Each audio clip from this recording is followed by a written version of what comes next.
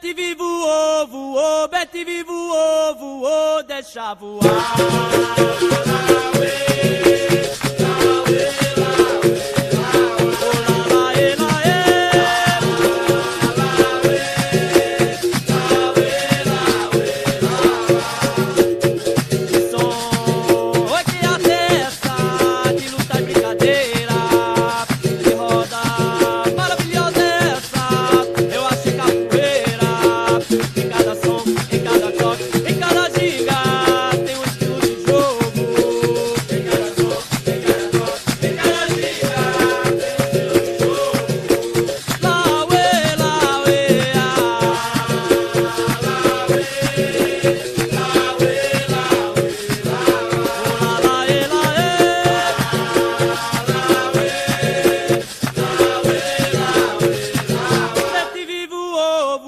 Betivi voou, voou, deixa voar.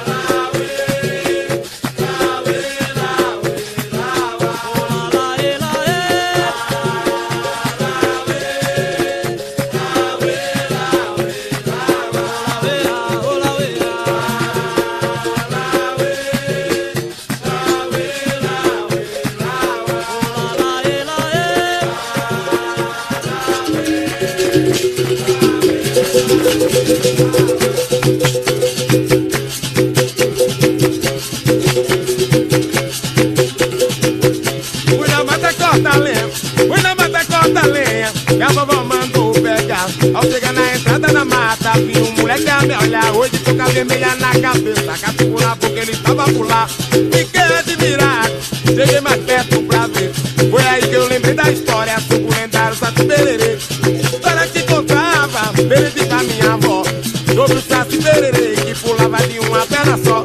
Se não acredita, venha cá, venha ver. O moleque Saci Pererê, o moleque Saci